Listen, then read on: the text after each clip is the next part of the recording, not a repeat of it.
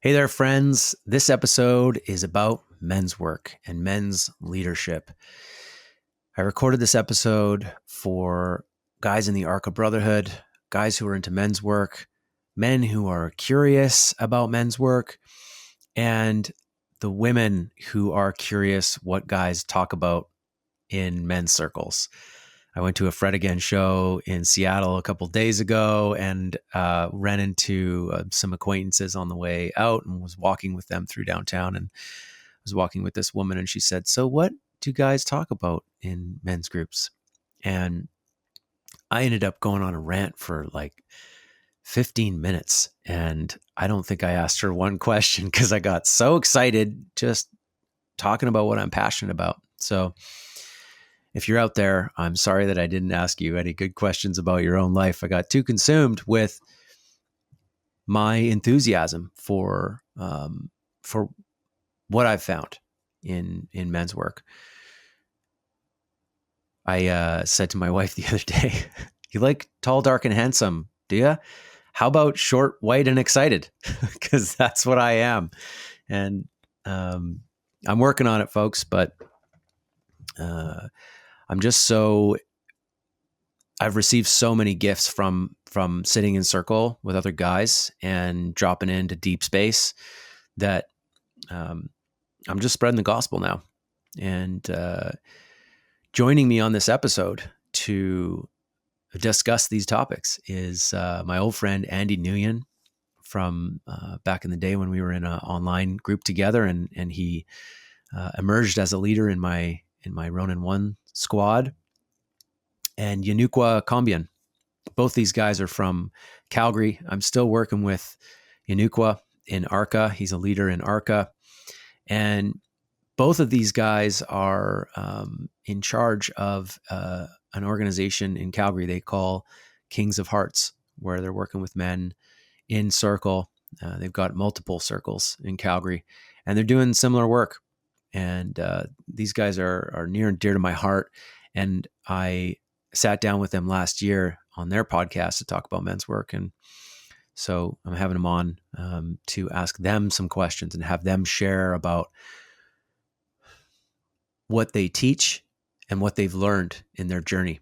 And we hit some really good points in this episode. There's some real good inspiration here. I could see a guy who's just getting into things, just getting into the work, sitting down and just taking notes from these guys, and then getting out there and doing his work.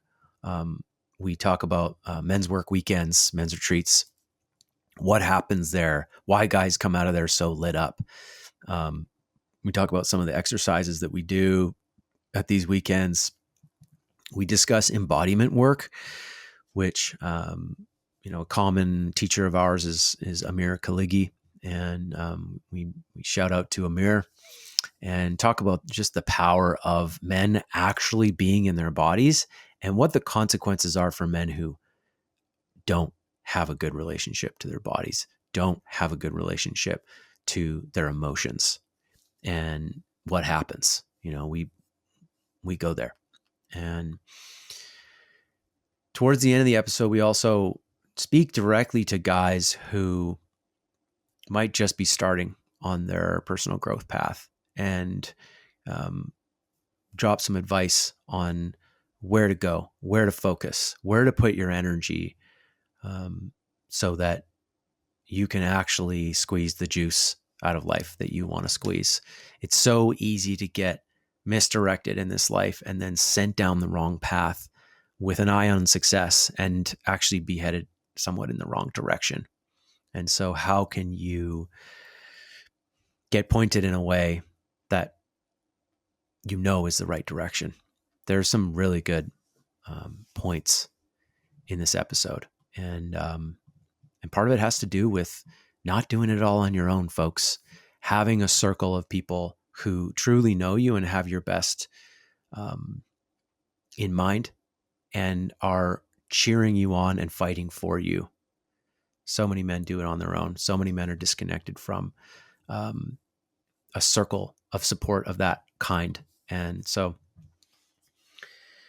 like I said, me, Andy, and Nuke are on this episode sharing the gospel. So for guys in Calgary, Alberta, Canada, check out Kings of Hearts. We also have an ARCA squad over there. Shout out to Buffalo Squad. Those are in person. All of those things are in person. So guys in Calgary, you now have an option for a men's group. ARCA also has a men's group in Edmonton, by the way. Guys who are online or in a city where ARCA exists, Vancouver, North Vancouver, Squamish, Denver, Austin, Texas. Shout out Jonathan Perez in Austin, Texas. We've got in-person squads in those cities, Toronto, Montreal, Ubud, Bali. Check out arcabrotherhood.com and check out an open house. If you're inspired after listening to this episode, go check out a men's group. And for guys who want to work with me, and I'm running my addiction circle, which is full. I'm occasionally running a relationship program for men and sometimes co-ed programs. But the main thing I want to speak to is that something I've been doing lately is I have something called the Evolving Man Brotherhood on a platform called Circle, and guys pay a small fee to be in there as members. And I run open men's groups for the guys once a month. And whoever wants to show up, shows up. The events are there. You can sign up to RSVP and just hop on the call. And we do a men's group. We drop in together. We talk about what's working, what's not working. We workshop some stuff. We set some accountabilities. We get into our bodies together. We charge up and off we go. And those groups are great. I'm really enjoying those meetings. I've got guys who are past coaching clients or graduates of other programs, and also just guys who want to be able to drop in with me once a month. So I'll leave a link in the description for that as well if you want to be a part of that and come to some of my open calls and touch base with me. Would love to see you there. Okay, everybody. Enjoy this episode with the Kings of Hearts.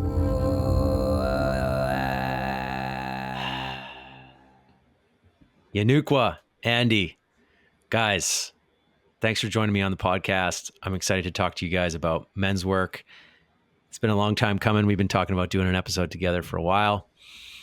And you two are, in one way or another, guys who have been under my wing over the years. And you're also flying on your own, doing your own thing, and have some unique perspectives on men's work. And I'm just all about it these days. I'm all about men's work. And I want to have you on the show here to talk about what inspires you, what you've seen work for men, why you guys got into this stuff in the first place. And as always, it's just good to sit down and chat with you brothers. So thanks for coming on. It's great to be here, brother. And I'm looking at you on the screen right now, and it kind of reminds me of Ronin 1, first men's group. Yeah. Brings a lot back. So thanks for having us on, brother. Yeah. So amazing. Thanks, Ben. Let's dive in. Let's go. I'm ready. I'm all in. Yeah, it was like 5 years ago, Andy, that I decided, we were doing this Samurai Brotherhood thing in Vancouver and in-person men's groups, working well, but we were ripe for a model that worked for guys who travel or guys who are going to be away for a long time. And what we didn't know is that the pandemic was coming, and then a lot of people were going to be on Zoom pretty soon. And I threw together some guys. I put the word out there and said, "Hey, who wants to try something online?" And you were one of those guys that showed up, and we spent a couple years together in Circle. Yeah, man. I actually first heard of the calling to join on your podcast. So it's a full circle moment, and dude, it's crazy. And honestly, I recall like joining from a place of just curiosity and not knowing I needed anything until like 3 months in. I'm like, I need this. I really needed this. Mm-hmm. So yeah, grateful you put the call out. So in the beginning, what you were feeling was like a pull that you couldn't actually put your finger on. No, couldn't put my finger on it. And even like showing up the first 3 months in the Ronin men's group, I was just showing up and kind of playing on the surface a little bit. I'm not sure if you recall, but I went through a pretty hard breakup that early that year, and and I almost didn't want to show up for men's group that one day. And you said, "Well, why are you a part of this group?" Yeah. And I remember you saying that on the phone, and then I showed up, and that's when I really got what I needed out of the group, to be seen in my pain, to be seen in the hurt, to be seen in the struggle, and the rest is history. Yeah. Yeah, that lands. I think some guys know what they're looking for when they come in, but if you don't know what it's like to sit in a circle of guys that are talking about something more than just like sports and whatever, cars and work in the world, guys who actually want to go deep, guys who are down to actually hold space for each other and are interested in like what's behind the mask, what's under the cover here, like what's really going on with you. If you've never been in a space like that, you actually don't quite know what to expect. But I think all of us have a feeling beforehand that there is more to life than superficial relationships, which a lot of relationships are. And the world kind of pushes us in that direction. There's like this diffuse awareness everywhere where our attention is spread out all over the place. And going deep with other people takes effort, it's vulnerable, and there's just not actually a lot of structures in the world that support that. And so most of us just drift around, floating on the surface. Yeah. But we're craving that deep dive. And then when we start to get a taste, it's scary, but it's good. And then we go, right? What about you, Nuke? How did this come into the picture for you, men's work? It was through Andy. Andy had been speaking so highly of what he was learning, what he was experiencing, and it hinted to me about joining Ronin. And for whatever reason, just never did. And then when Andy started putting together an in-person squad and that was on it, he was like, "Dude, you don't have an excuse now." I was like, "Yep, valid." And so when Samurai Brotherhood came to Calgary and we were in person, I was a part of that squad. And at that point in time, knowing Andy, our relationship, also what we were working on between the two of us, it was like, okay, I'm all in. Yeah. Yeah. So you were buddies in Calgary, my hometown, which is great. Is like, I didn't meet Andy in Calgary. I met Andy on the internet after I left Calgary.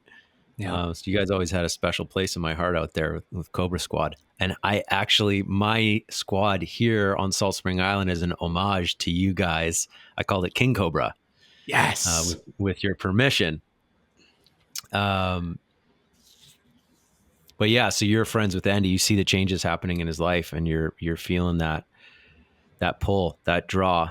And when you get the opportunity to sit in circle with him, the way it works for people who don't understand, for people who don't know, the way that it works, at least in our circles, is like if you want to start a men's group, you can go try starting one on your own without any training. But it's really a good idea to sit in a men's group that is just men's work focused, not a therapy group or something that has another purpose, but is just for men to sit in space together and speak the truth and listen for the truth, and learn how that works.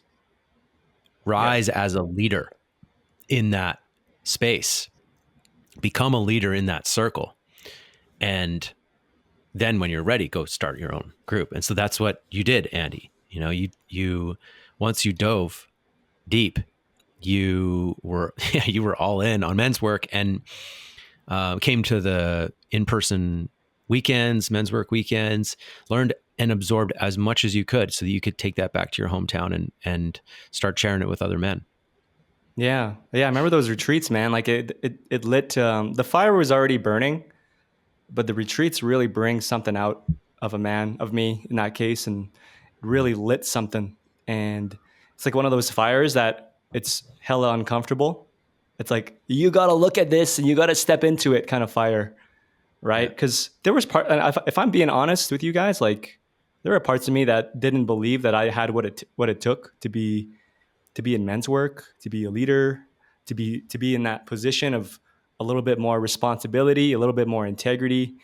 But yeah, after the second retreat, Ben, in 2019, came back and was like, "Hey, men, it's not about me.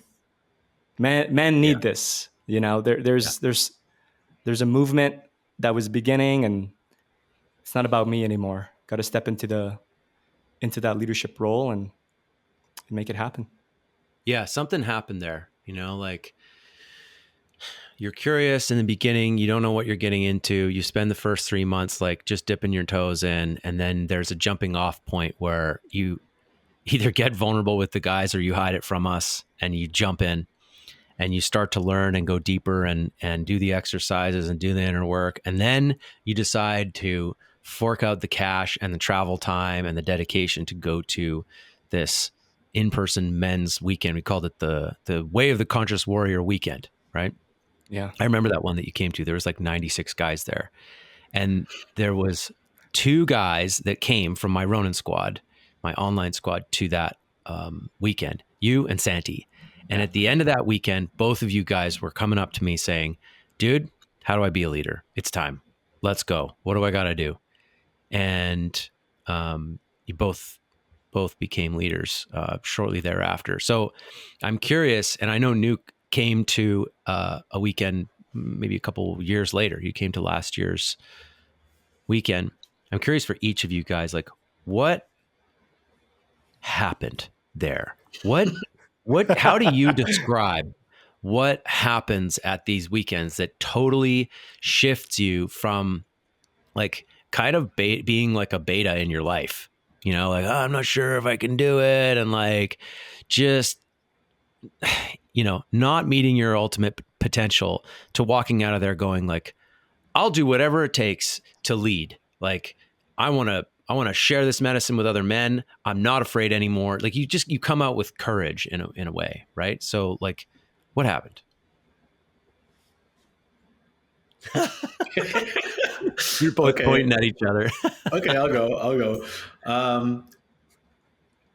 I think the biggest thing for me, dude, was you hear 40, 50, 60 other guys speak their truth. And you're like, OMG. Like, I thought I was the only one.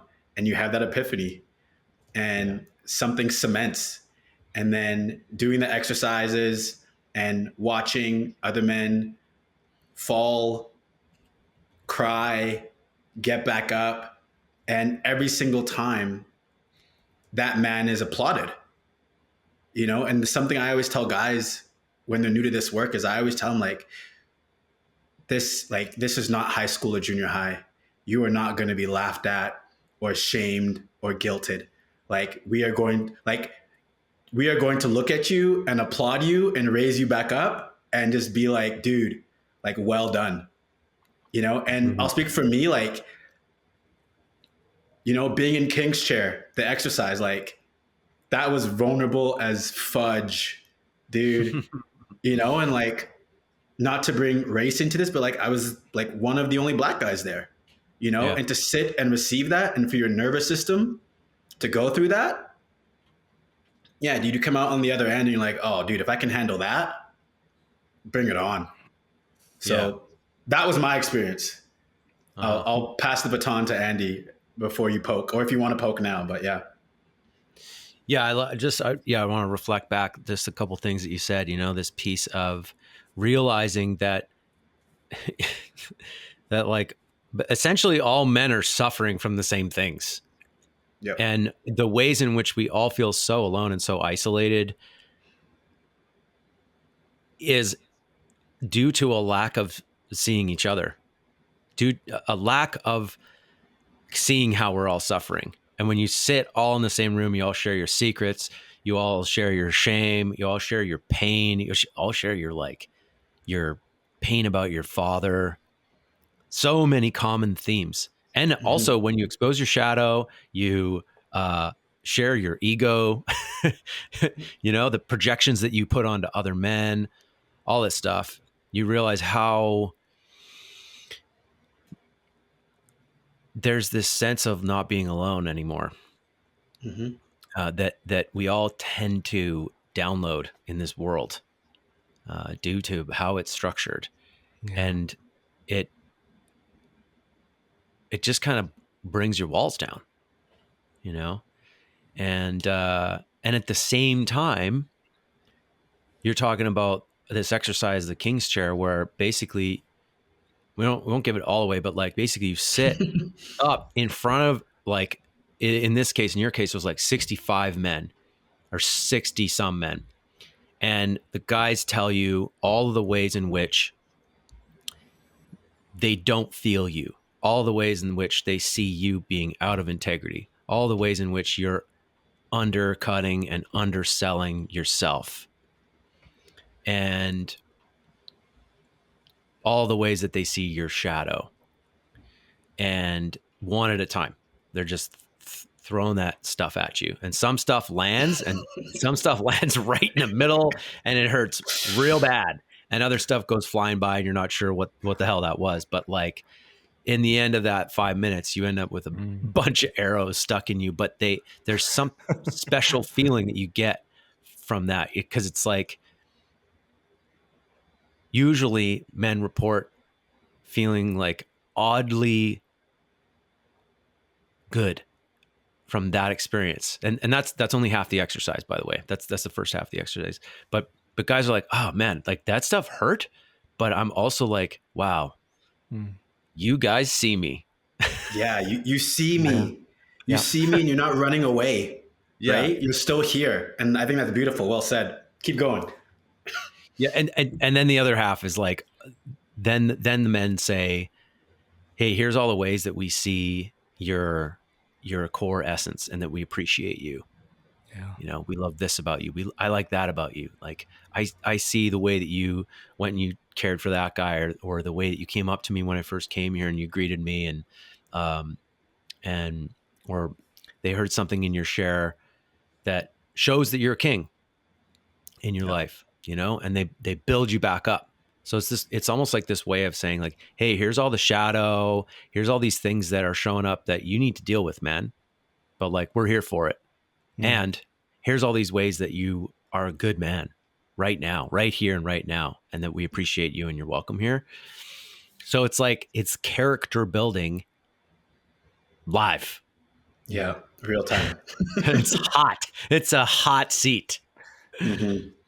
Yeah, and I want to add something to that. And Yenukwa and I, we've ran a couple of King's Chairs in our experiences and our retreats, and on the other side of the King's Chair, the men giving the reflections and the feedback, there's a lot of growth there too. There's a lot of men who just are so uncomfortable with giving feedback. They're afraid of hurting someone's feelings. They're afraid of speaking their truth. And on the other side of the King's Chair, when you're looking at that man in the throne and you're speaking your truth, it's such a powerful opportunity for those guys as well. So the King's Chair is like, everybody wins. Everybody wins. Amen. Yeah. It's leadership training at its finest, right? Because even the guys in the crowd, so to speak, who are taking their 10, 15 seconds to say the thing to the guy who's sitting up there, everyone's listening. And we all have this sense of like, is this going to land well for him? Is he going to be mad at me? Or am I like straight up am I wrong? Like, am I just going to say something that's not true because it's like my own projection? Like, what is my intuition about this guy? And like, can I find that and then speak it to him? Like, hey, you're not a king because I don't see you as a king because da da da da da. Or am I going to sound like a fool?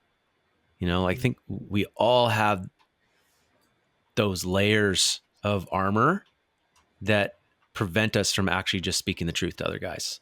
Yeah. And that's leadership. Like that, those are the things that are your barriers to leadership. Because if you can tell a guy what you see in him and just give him your authentic experience and remove as many filters as possible as you tap deeper and deeper into your intuition and into your like feeling senses, that's what it means to be a leader, in this context. Yep. Amen. So what about you, Andy? What happened for you that sort of lit rocket fuel under your butt? Yeah. I can't stop thinking about the Osho dynamic meditation that Right. I always retell that story, that exercise, that experience for me when I think about my first men's retreat, because it was the first time that I finally came down from my mind and into my body. There's no more logical fixing myself, trying to understand what's going on in my psyche. It's feeling everything, releasing everything. And then to do that in a room of 90 other men was this whole other collective energy of like, you cannot hide. You can't hide here. You can hide in your life. You've been hiding in your life, but here you're the main character that you're meant to be.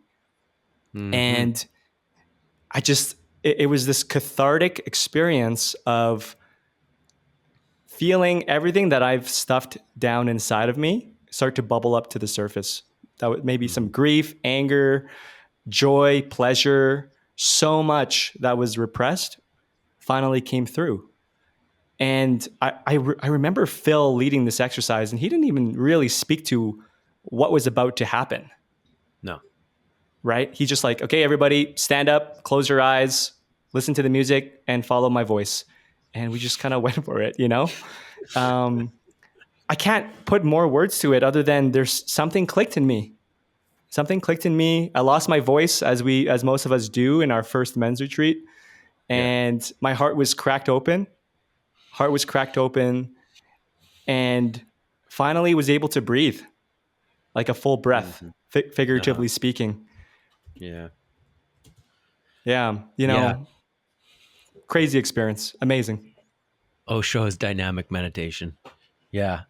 Such a cool, intense experience. For people who don't know what this is, most people know who Osho is, and they have a lot of preconceptions about Osho. There's most of us have watched Wild Wild Country, and we see how crazy stuff got down there. But if you remember that first episode, it was pretty rosy about everything that everybody was doing. Like there was some intense momentum happening around Osho for good reason, because the practices that he had for people were super powerful, and people were describing feeling exactly as you just did, where they felt more like in touch with themselves, like liberated, free, deep breath, finally, in a world where there was a lot of pressure to be a certain way at that time. And so I think there's a lot of people that discount Osho anything now, but what happened afterwards is a lot of people actually carried the tools without, the culty after effects that occurred in Oregon, carried the tools and continued to use them over the years. And for anybody who goes to a personal growth workshop these days, there's a good chance at some point in there you're going to encounter some of the tools that were used way back in the Osho communities. There's a lot of transformational tools, and a lot of them had to do with like interrelating between people. But the dynamic meditation was something that they did every morning in these like in Rajneeshpuram, I think it's called. And in all these Osho communities, right? And it's a 1 hour process with some music, some drums, and you spend Okay, let me see if I can get this right. It's 10 minutes of rapid breathing with your mouth closed, just in and out through your nose.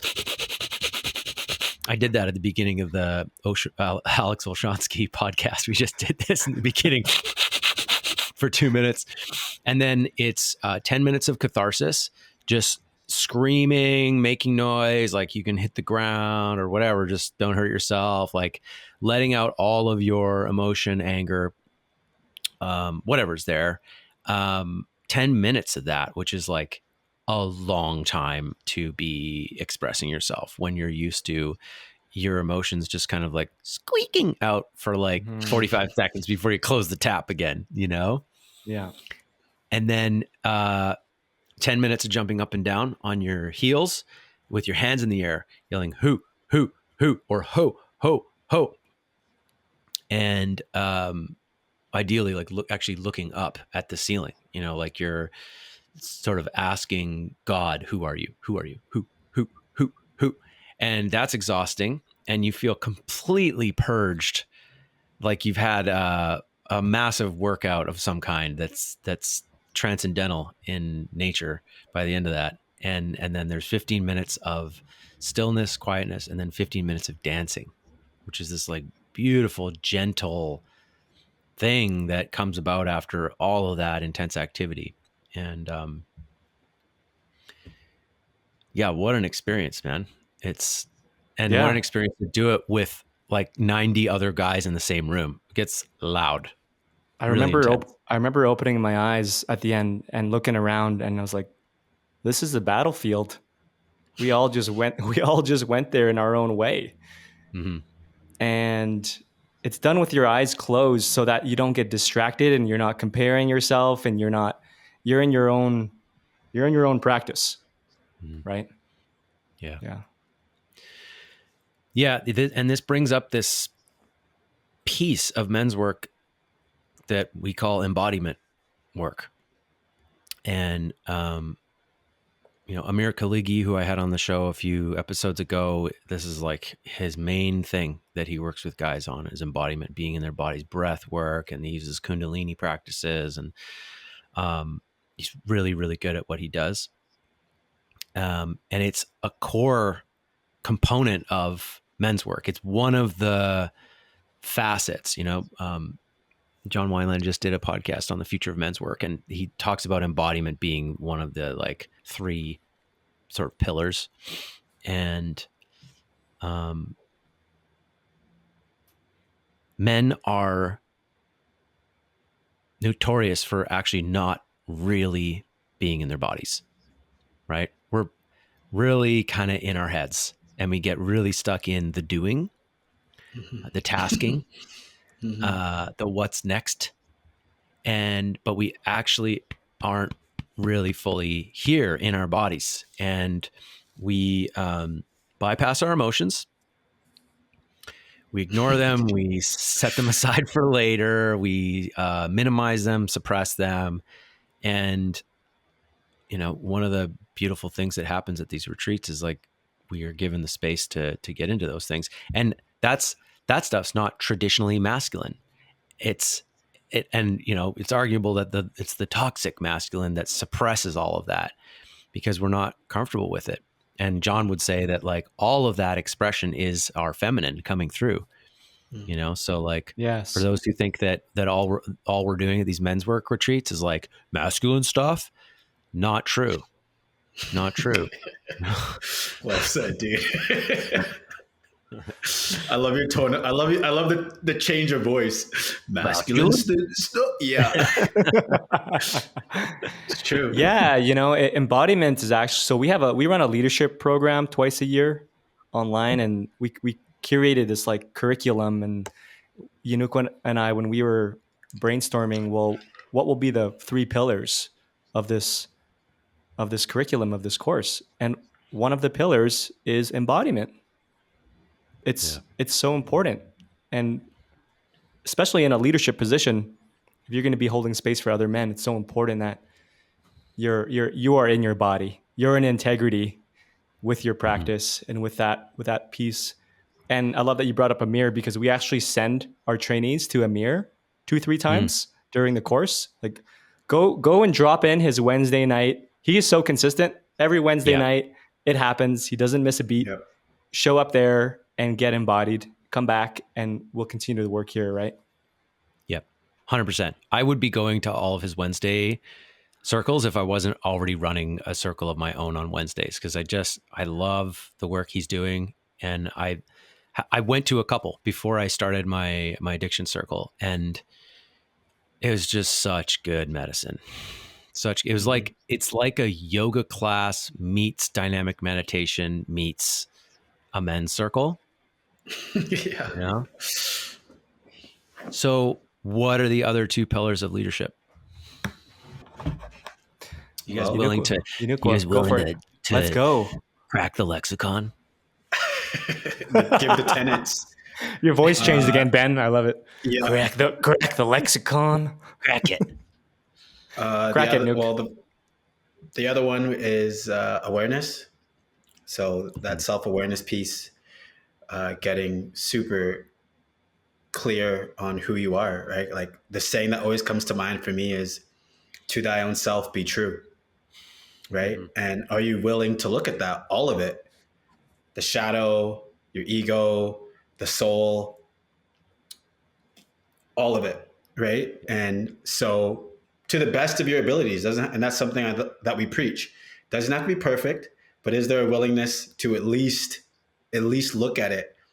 And then as well, to surround yourself with other men that are also on the path to also heighten your awareness, because there's only so much self-awareness you can do, right? No. You can't be the only guy in there, right? No. You need other conscious men. And that's a really important piece that I found to be true when it comes to this leadership piece. So I'll stop there if Andy wants to poke, or if you want to add anything there, Ben. Yeah. I love that. You can gain a lot of self-awareness in a Vipassana retreat, meditating, reading, doing your own inquiry, doing Connor Beaton's shadow work course, doing my integrated man course, and like digging into your stuff. But having other men point out to you what they see, how you're showing up, ways that they feel separate from you. I argue that that's just not possible to do on your own. You can't get to all of those things on your own, because you naturally have your own blind spots. And that's what other people are for. And that's what romantic partners end up also being for, like it or not. Yeah. That's going to happen. They can see your blind spots. And yeah, awareness is such an important piece. Know thyself, right? Shout out to Andre Ducom. It's never over.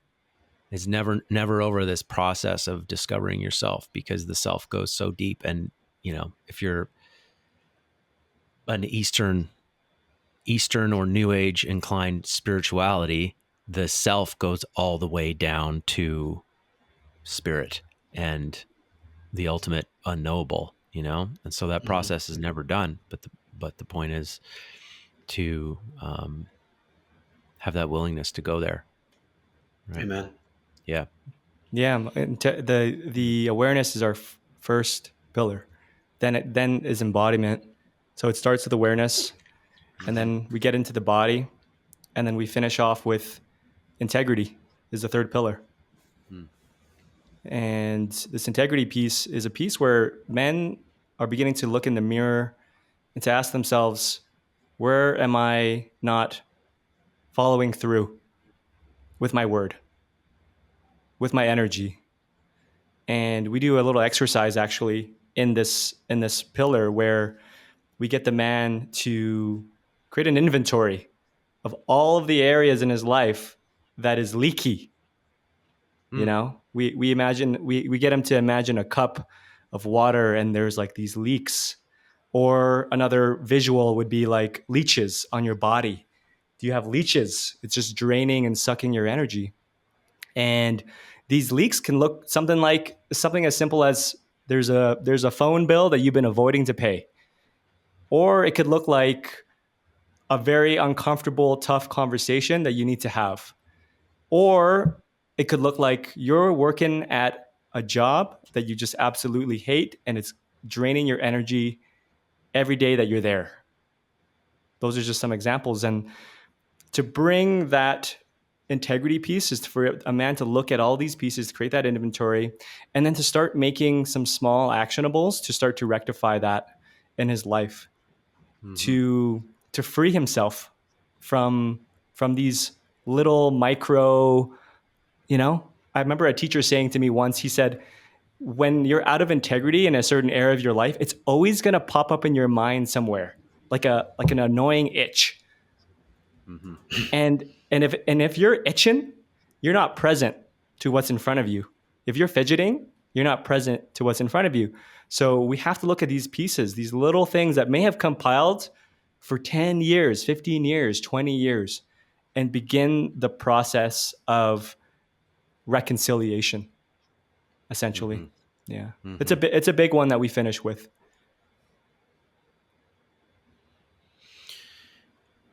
Yeah, I love this piece. I love integrity, man. We can go on for days. I love making integrity like a central pillar. It was the thing that resonated with me so early on in my journey. When I was in rehab as a teen, and then when I got out and was like forming my own value system in my life, integrity was like my guiding light. And I had a lot of work to do in terms of that for the next 15 years. I'm still working on it, but I really had 15 solid years of working on integrity. And, in terms of how it relates directly to leadership, particularly, is important. How many of us have seen a teacher who initially we respected and like glorified, was like, this person's the bomb. I love what they're teaching. Like, this is really powerful stuff. But then we see what they're doing in their life. We start to see inconsistencies between what they're teaching and what they're walking. We start to see them as unreliable in some way. And, more than just like they're a human, because nobody's perfect. But like, you really start to see there is a lack of these teachings don't flow all the way into this person's life. They're really just the knowledge that they're carrying.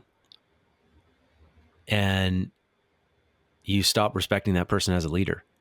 You might continue to learn from them because what they've got to teach is great. You like their curriculum and you want to download that and use it in your life, but you don't plan to open a business with them.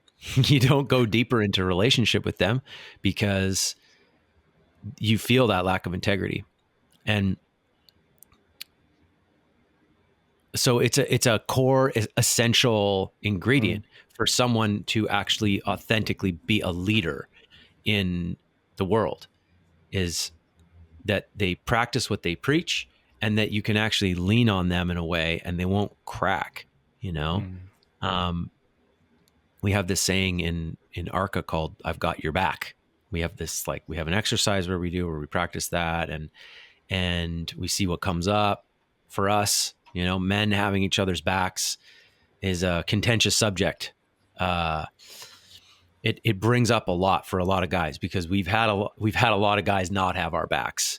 Many of us felt at times that our dads didn't have our backs. Maybe some of us felt like our dad never had our backs. And so we bring that into all of our male relationships. And that is closely related to integrity as well. It's like, will this person actually show up for me the way that I need them? When I need them, will they actually show up? Are they, like, do they do what they say? Especially when things are hard, Yep. Yeah. There's another piece here that I'm just remembering right now, and that's to be in integrity doesn't mean that you have a perfect record. I think that I want to speak to that a little bit, because when men begin their journey around integrity, there's a misconception that they have to clean everything up and they got to keep it squeaky clean. They got to keep it tight. And for me, that's setting up for failure and disappointment, because we are human. However, the antidote to that is ownership. Is, hey, you will slip, you will fall, you will make mistakes. Will you take responsibility and ownership for that? To me, that makes an integral man, regardless of his pitfalls and downsides, right? And Yenukwa and I, Amen. we talk about this a lot. I don't know if you have any thoughts on this, Yenukwa, that you want to add. Keep going. Or are you done? I'm done, bro. Yeah, Okay. just an important No. piece. Yeah, I think that's. Thank you, Andy, because I was on that wavelength, and I'm going to tie it back to men's groups and men's work here as well. Ben, something I recall you saying to all the captains was, make sure it is not the captain's show. Make sure it is not the Yenukwa show, right? It is about the container, right? And so with that, I feel for myself, and this is something we talk about, is with your integrity to ensure that, yes, I'm not perfect, right? Don't put me on a pedestal. And 2 or 3, that there is a willingness to clean up. To what Andy said, like, I'm human. I'm going to make mistakes. And part of my integrity is, I feel, Yenukwa, I've gotten really good. The art of repair. John Weiland talks about that. The art of the repair. That's part of my integrity and my leadership. That when I err, which I know I will be the first to own it. And then I will do whatever is necessary to bring us back into alignment, bring us back into relationship, back into connection. And to what Andy said, I think that then helps. It takes the pressure off men to be like, it has to be squeaky clean all the time. Yeah. Granted, of course, obviously, 9 times out of 10, you are operating in love, in leadership, in integrity, with values, et cetera, et cetera. So Yeah. Yep. that's There's what I want to throw in there. nothing like a guy who's constantly letting you down and constantly apologizing. Right? Right? Yeah. That's Exactly. And not cleaning it up. That's not what we're talking about. Yeah, like Yes. clean it up sometimes means change your behavior. Like actually Amen. do something different. Yeah. Right? Amen. Like if you're late all the time and constantly apologizing for it, that's not good enough. That's, in AA they talk about amends. You got to go make amends in step 9. And when they dig into the definition of amends, it is different than saying sorry. It's actually changing.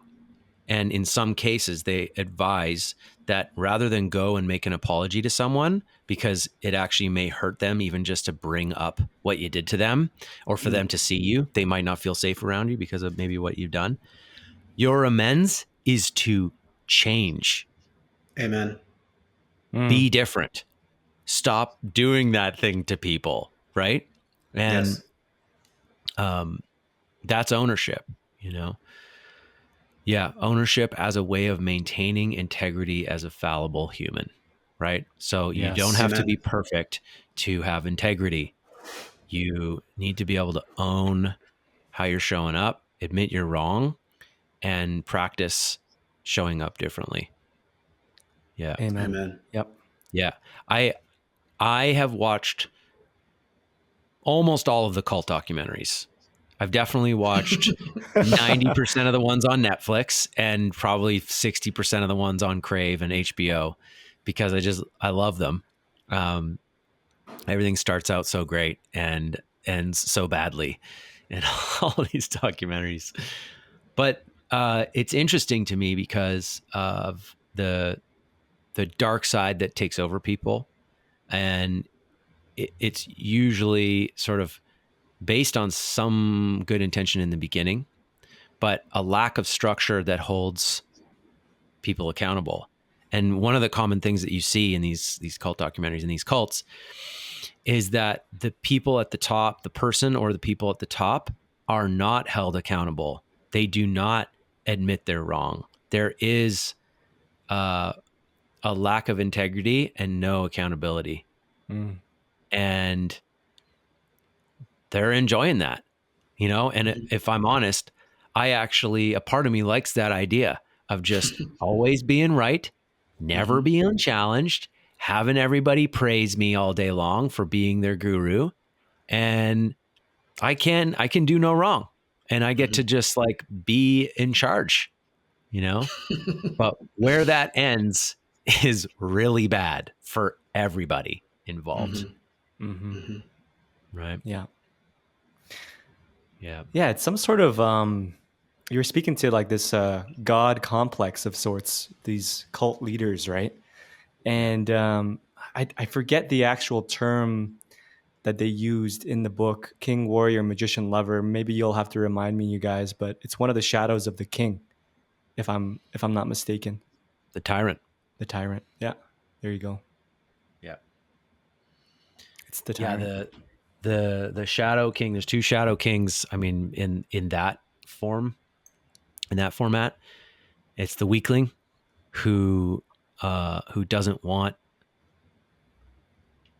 to step into power, is afraid of power, or perhaps like wants the benefits of the kingdom, but none of the responsibility, right? Sometimes it's called the weakling prince.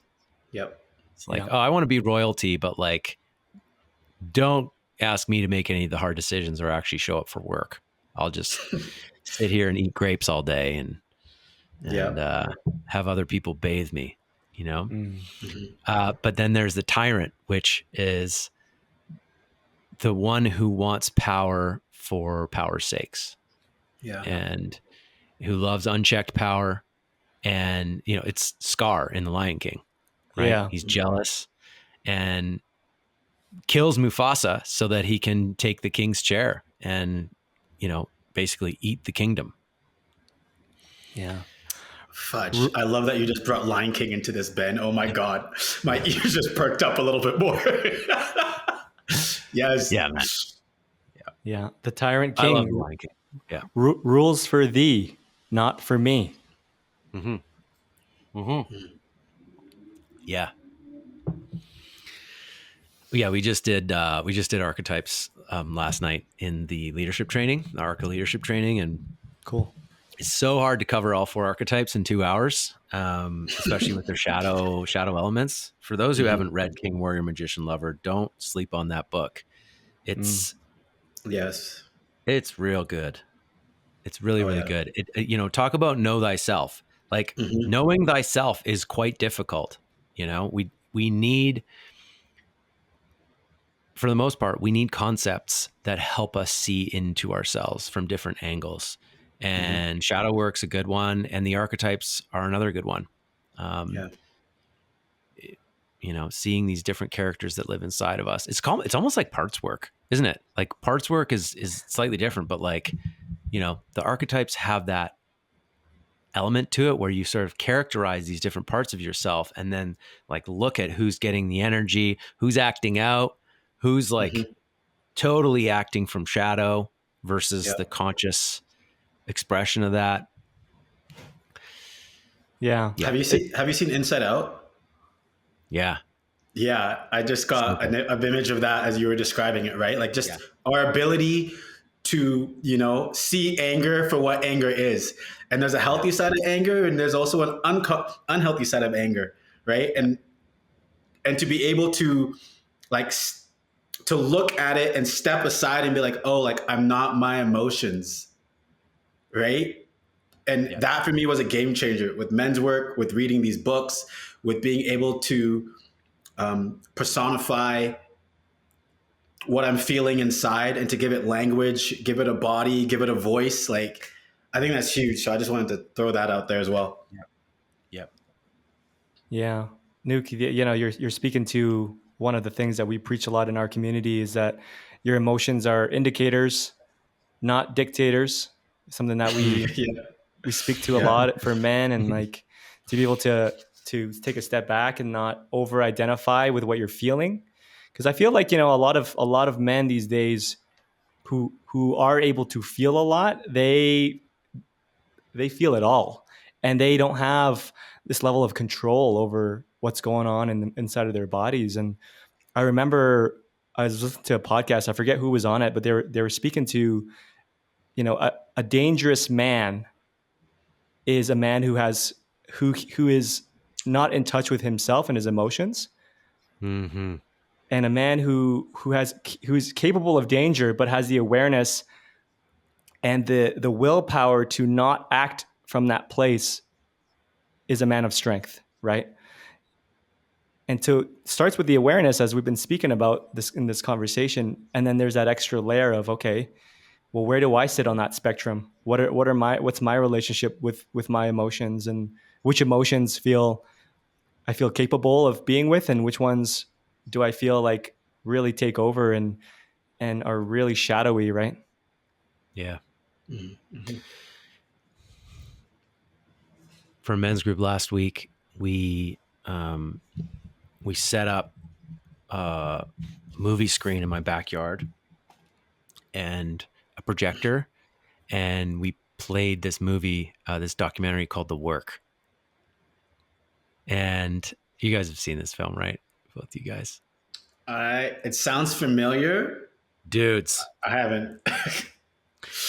You two guys and everybody listening, go Okay. check out this film, this documentary called The Work. I'm writing it down right now. Really good film to watch. Just watch it go watch it with your men's group, and then save an hour afterwards to talk. I went to see it with my buddy Steve Parr and Jordan Gray in the theater. Went during the film festival when it was coming through, and we were just fresh into men's work, and we were sitting at the front eating popcorn, like yes, and people were walking out of the theater like, this is way too intense for us, you know, like it's basically the backdrop is guys who do men's work bringing that into Folsom Prison. Is it Folsom? San Quentin. I think it's San Quentin Prison. Anyways, one of these hardcore prisons in California, I think. And bringing outside guys in as well. So there's like a group of like 10 outsiders that pay to go to this program.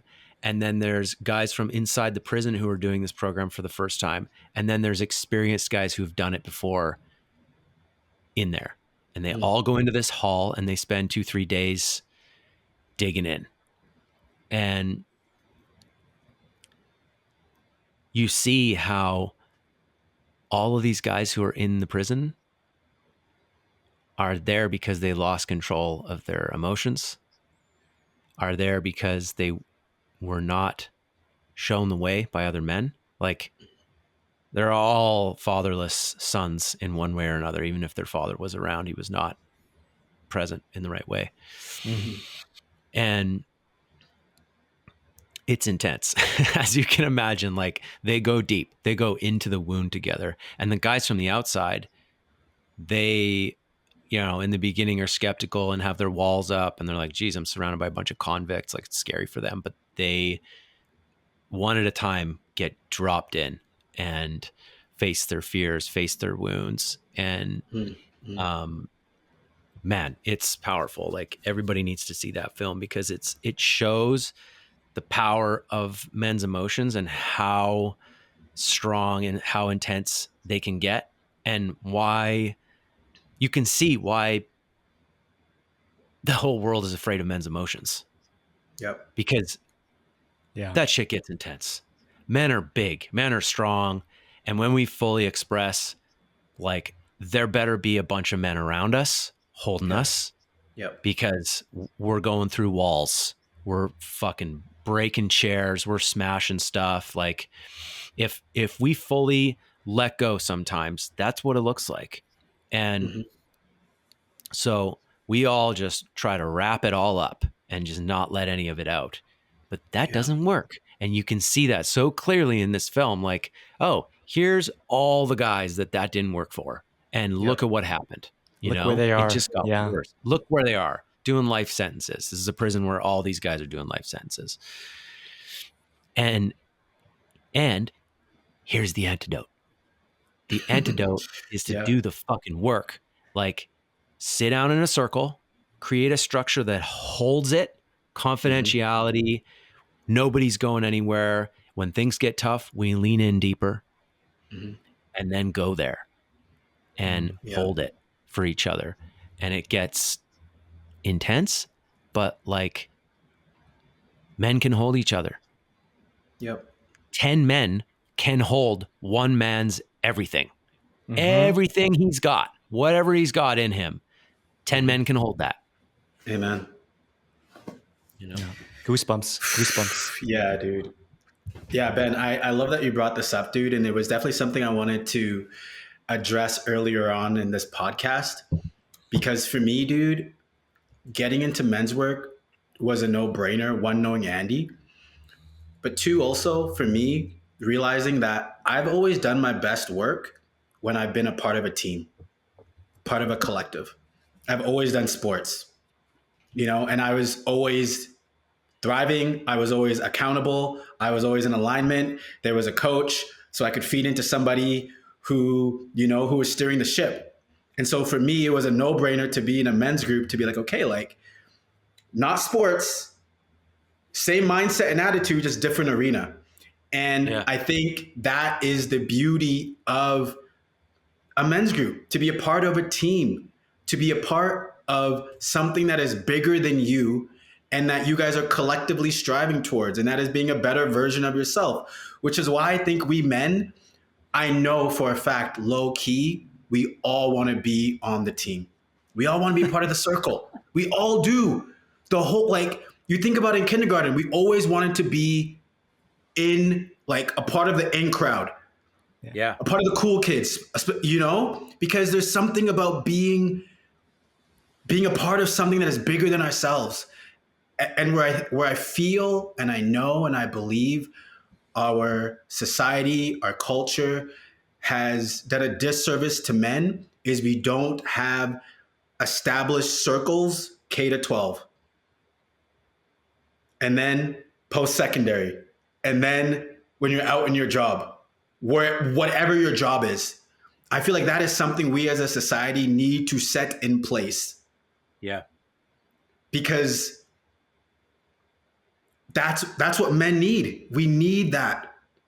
And it can't just be when you're in sports. Yeah, that's the thing. Right? That's the only place it shows up, really. And Right? and Or guys military. who do sports, yes. Right? And guys who do sports, they turn out better overall. When you look at boys who get into sports, Exactly. they have a better chance of success in the world because they get in touch with a coach, men who are guiding them, and a group of other guys who they feel close with. Like, like we literally have each other's backs on the field. Exactly. Yeah. But in the absence of that, what do you? Well, in the absence of that, to this documentary's point, this is what happens. We already have data. We already have data to see what happens when men aren't in circles. So let's flip the script and do the opposite and see what happens outside of just sports. Yeah. That's my TED Talk. Brother. Yeah, that's great, man. 100%. And I'm going to piggyback off that just for a moment and say, like, in sports, there's mentorship, right? There's a coach, there's an elder that you're looking to for guidance. There's a gap in the world right now around mentorship and having an elder, a trusted elder there for you. Someone who's on their chapter 44 when we're on our chapter 33. And I love what you said, Yenukwa, to take these aspects from team sports and they do exist, It's not they don't exist. Ben, you got a couple of really great communities that you're a part of. We're doing our thing at Kings of Hearts. They exist. It's just let's 10x that. Let's 100x that. Yeah. Amen. Thank you. Well done, Andy. Yep. Yeah. I mean, you get to a point where we're all sort of preaching to the choir here together, but that's why this is a podcast, because it's going out to lots of other people. Is like, once you get to a certain point in men's work, you feel certain things. You get to these men's work weekends, and you come out of there like, wow, this is the medicine that all men need. Like, we all need this. at some point. Maybe you don't have to be in a men's group your whole life, but like, we're missing this culturally. We're missing this as a society. Yep. And we do need to 10x and 100x it, you know? So last question here as we wrap up. Because in some ways I feel like this whole hour we've been talking, we've kind of been, in a way, we've been talking to like the guys in our circle, in Arca and Kings of Hearts, and like, guys are going to love this episode. But for a guy who's just beginning his growth journey, for a guy who's curious about men's work, but isn't sure, what do you have to say? Like, what do you recommend? Forget men's work even. Like, for a man just beginning his growth journey in life, who's hungry, he's curious, what do you recommend for his personal evolution? You know, the show is Evolving Man. So if you're just dropping in and this is the first episode you've ever listened to of the Evolving Man podcast, and it's Andy and Yenukwa, what do you guys recommend for a guy who's just starting out? This is good. I like this question. I mean, we're speaking. Yeah, it's so true. We've been like this last hour, we're like a men's circle, sharing stories and experiences, and like we can't forget about the guys who are new and have not got their feet wet yet. And the thing that's coming up for me to speak to those guys is find yourself in. It's okay to find yourself in uncomfortable scenarios. You know, like that's. I recently heard this beautiful saying. It's like when you're feeling uncomfortable in a situation, you're what they called the miracle zone. Miracles can happen in that place of discomfort. Maybe your tendency is to normally shut down, run away, eject. Can you stay there in that discomfort just for an extra minute or two? Who can you become? Can you really explore the possibility of who you can become if you sat in that discomfort just an extra 5 minutes longer than you could before, you know? And then the second thing that comes up is around, you know, we're living in this society where there's a lot of instant gratification. You make an Amazon order, it'll show up in like 20 minutes, right? Or you post a photo on Instagram and you get 20 likes and you feel good about yourself. When you're starting off and doing the work, instant gratification is going to be a very disappointing thing for you, right? Great things take time in this arena, and it's also not a linear journey. You're going to have a month of doing the work and starting your growth journey, and you're going to feel like you're on cloud 9 and you're going to be in a honeymoon stage, and then the next week after that, you're going to be in the dumps and you're going to be like, is this even working? I'm doubting everything that I've been doing and experiencing and reading and listening to. And to that man, I say, hey, that's a part of the journey. That's just a part of the journey. There's highs, there's lows. It's not linear, and it's going to take some time. Stick with it and get around people. Don't do this in the bedroom by yourself. That's easy now. Just to throw on a YouTube and watch hours of a motivational video. Yes, that's great. And the and factor, and go out there and share some of these learnings, get around other people who are on a similar path or at least going in a similar direction. And then one thing that we say in our men's groups always is show up as you are. Wherever you find yourself, maybe that's a seminar, maybe that's a men's group, maybe that's just some casual gathering, show up as you are. I see it a lot when people are starting off new. They gotta put on a little bit of a face because, you know, it's new and it's uncomfortable and like, you know, there's fears of rejection. If I show too much, just show up as you are. It's not too much, not too little. Just show up as you are. That's what comes up for me. Love that, dude. Thank you for that. Yeah, It's good. I'm going to piggyback. I love the instant gratification piece, Andy. I think that's something every man ought to be mindful of. There's no instant gratification when it comes to men's work. And so be willing. The analogy I like to say, this is a crock pot. This is not a microwave solution. So that's one. And then to answer your initial question as well, Bennett, I would say, listen, this is where you got to discern, man. If you are the guy who's always around men and other people, then maybe take some time and figure yourself out. Go there by yourself, 1v1. You know, stand in front of the mirror naked and then talk to yourself. See all of you. You know, and the latter, if you're the guy who's always alone, does things by himself, I'll just do it by myself, lone wolf. Okay, well, your edge, can you put yourself around other men, other conscious men that are going in a direction that you feel that you want to go? And so that's where I'll leave it at. Discern, whoever's listening, discern which one are you, and then pick the path, which is your edge. Because that's where the beauty is. That's where the growth is. Yeah. Yeah. What's your edge? That's such a good question, because I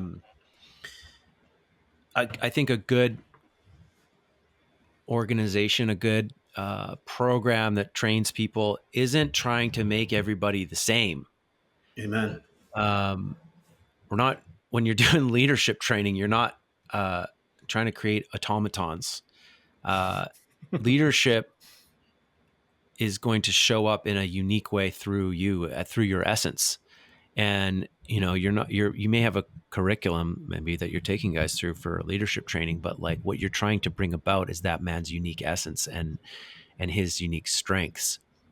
Whereas with certain other things, it's really about the curriculum, mm-hmm. You know, and everyone's edge is different. You know, when you come into a group, what that guy over there has to work on, you know, getting into his body and building his morning routine so that he starts his day right. That might be something that you got totally dialed. Yes. You know, but you need to work on something completely different, you know. Mm-hmm. Everyone's edge is different. Yeah. The thing I would say, like, as I was listening to you guys, I was like, what would I say to guys starting out, you know, younger version of myself? And what came up was I had this realization one day when I was like coming back from being fired at a job. I went to school to become a counselor. I worked at a treatment center for addiction for a while. And then I went and got this other job at like a high paying treatment center that was kind of like, it had been my goal at the time to like get to this place and be like one of these top counselors in these rehab centers. And, but then for a number of reasons, things didn't work out of this place. Was not jiving with the staff. I loved my job, actually. I loved my clients, but the staff, I'm very much an entrepreneur, you know, and like, it's hard for me to just fully get on board for something that I'm not fully on board for. And they were feeling that. And so I got fired. And I ended up doing like glass construction with my buddy for the summer, building showers and glass railings for, quote, rich people in West Vancouver and just everywhere in Vancouver is like pretty wealthy, you could say. And I was having a lot of existential stuff at that time. I was like, here I am, you know, making $23 an hour. I've got a degree and I'm 28. And what am I doing? You know, and like, how am I going to really get ahead in life? Like I realized by that point that I didn't want to work as a counselor in a rehab center for $50,000 a year for the rest of my life. And that I wouldn't be able to feed my family on that salary. It was not going to work for me. And so what do? Like, I only got good at this one thing up to this point in my life. And now what? What do I do? And I had this realization one day after meeting so many of these, quote, rich people in their huge, beautiful houses in Vancouver and noticing that like a great many of them were respectable people in my eyes, and like nice people, and like really had their shit together. And it broke through some of my projections of what I saw the rich as, money grabbers and cheaters or whatever. I was like, oh, these are actually people who like just really, for the most part, got their shit together in their lives and figured out how to win in a good way. And I realized, I was like, okay, what I got to do to win is just keep working on myself, keep increasing my value to others. More integrity, more honesty, more skill set, more sharing, more being of service to others. Like if I just keep working on my character and I don't sabotage myself, though I was around other guys in construction and was like, oh, okay, that guy's got great skills, but he's not dealing with his addiction and he's not going to get anywhere, or that guy's got an anger problem. So he's going to sabotage his opportunities every time they come to him. I was like, if I just keep working on me and being of value, being of service and rising in my own esteem, in my own life, like, can I really lose? Like the system seems to be built to be able to win if you play it that way. That's how I was seeing it. And so I was like, okay, here we go. More personal growth work, character building, going deeper. I'm not done. I don't know myself yet, like this process of know thyself. There's no end point. If someone says to you, like, I know myself, like I turn my head sideways. Like, really? I've done my work. Really? So, and I could have said that at that point, 28, like years and years in all these personal growth circles and, counseling, but just knowing like, okay, I got layers and layers to keep going here. And then I relaxed and was like, okay, how do I really like open up and fully express myself here? And like, what are the opportunities and like, who are the good people around me that I want to collaborate with? And I broke out of that slump that I was in. And I started my own business with a buddy and I joined a men's group and things started rolling, So I don't know how long I've been talking, but the point is, work on you. Like you are the greatest asset in your life. Quit focusing too much on like getting the things that you want out in the world and like proving yourself to the world. Get the car, get the house, get the job so that I can prove to mommy, daddy, or the world that like I'm so good. Start proving it to yourself. Look inside. Internal locus of control. Amen. Turn that gaze inward and keep it there for a while and build yourself up in your own esteem. Do the things that are esteemable acts in your eyes and grow and grow and grow and raise the bar. Join a men's group and let them raise the bar for you and tell you what you're not seeing, show you your blind spots so that you can deal with them. And the rest will just come because high value people who you can trust there's not that many of them, if you guys haven't noticed, right? Become one of those people and you can't lose. Yeah. You spoke to my soul, dude. Yeah. I'm taking that. Fellas. Thanks for coming on, talking about men's work. Yeah. It's that season for me where I need to spread the word, need to spread the gospel. And you two guys are beautiful, fantastic examples of this work and ambassadors for the work. Humble, integral men who I trust. And yeah, I trust you guys.